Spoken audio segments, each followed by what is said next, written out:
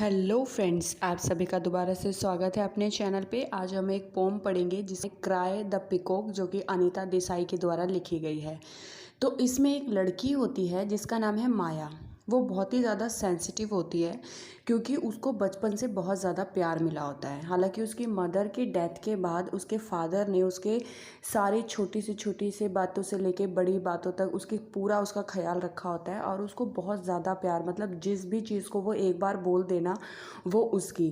तो एक तरीके से वो ये सोचती है कि ये जो पूरी दुनिया है ना, ये मेरी है, मतलब जो मैं चाहूँ मैं वो कर सकती हूँ, क्योंकि उसके फादर ने इस कदर उसको प्यार में रखा कि मतलब कि वो पूरी दुनिया को एक अपनी समझने लगी। तो क्या होता है कि कुछ टाइम बाद उसकी एक लड़के से शादी हो जाती है जिसका नाम होता है गौतम, और वो भी एक लॉयर होता है। तो अभी एक एस्ट्रोलॉजर होता है जो ये भविष्यवाणी करता है कि 4 साल बाद माया या फिर इसके हस्बैंड गौतम, इन दोनों में से एक की डेथ हो जाएगी। तो ये बात जो है वो माया के दिमाग में घर कर जाती है और वो हमेशा इसी के बारे में सोचती रहती है। और जो गौतम होता है, जो उसका हस्बैंड लॉयर होता है, वो हमेशा अपने काम में बिज़ी होता है, जिसकी वजह से वो उसके फादर जितना प्यार उसको नहीं दे सकता, क्योंकि ना तो उसके पास टाइम होता है। और उसको ये लगता है कि जो माया है ना, वो अभी भी बच्ची है और मतलब उसका दिमाग बच्चों वाला है। तो वो उसका उस हिसाब से ख्याल नहीं रखता या रख पाता है जिस हिसाब से उसके फादर ने रखा हुआ होता है।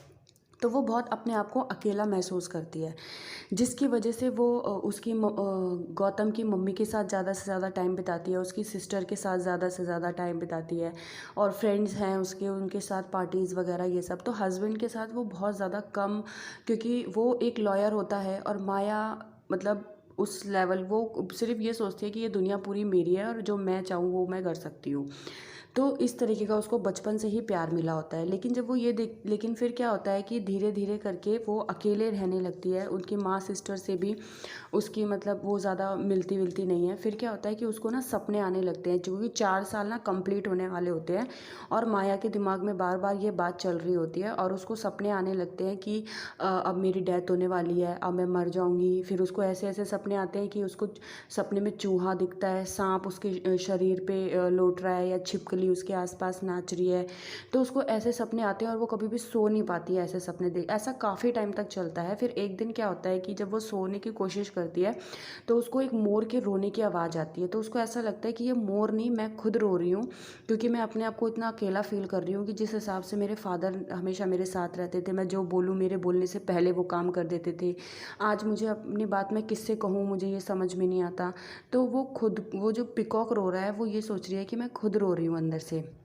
फिर वो सोचती है कि अब 4 साल पूरे होने वाले हैं और मैं मरने वाली हूँ। ये सोचते सोचते उसके सर में ना दर्द होने लगता है। फिर वो ये सोचती है कि अच्छा, एस्ट्रोलॉजर ने तो कहा था या तो मेरी डेथ होगी या मेरे हस्बैंड की डेथ होगी, तो मैं क्यों मरूँ? मतलब मेरे हस्बैंड भी तो मर सकते हैं, मैं ही क्यों मरूँ? तो वो सोचती है कि मेरी डेथ होने से पहले मैं अपने हस्बैंड को मार देती हूँ तो मैं बच जाऊँगी। तो वो क्या करती है कि अपने हस्बैंड के पास जाती है और उनको बोलती है चलो हम छत पर थोड़ी देर टहलने के लिए चलते हैं। तो उसका हस्बैंड वैसे भी अपने काम वगैरह में बिज़ी होता है, तो वो बोलता है चलो ठीक है, मैं छत पे ही काम कर लूँगा। तो वो जाता है और रेलिंग के पास खड़ा हो जाता है। तो जो माया होती है वो बोलती है तुम चलो ऊपर, मैं आ रही हूँ। फिर वो भगवान से प्रे करती है कि भगवान प्लीज़ मेरी हेल्प करना कि मैं अपने हस्बैंड को मतलब अपने हस्बैंड को मार पाऊँ। फिर वो छत पर जाती है और वो देखती है कि उसके हस्बैंड ने सामने की तरफ मुँह कर रखा होता है, और वो अपने हस्बैंड को धक्का दे देती है पीछे से और उसका हस्बैंड नीचे गिर जाता है और उसकी डेथ हो जाती है। फिर क्या होती है, ये सब जब उसकी मदर और सिस्टर को पता चलता है तो उनको बहुत दुख होता है और वो ये सोचते हैं कि माया पागल हो चुकी है, क्योंकि वो हमेशा यही सोचती है कि अब मैं मर जाऊंगी, अब मैं मर जाऊंगी।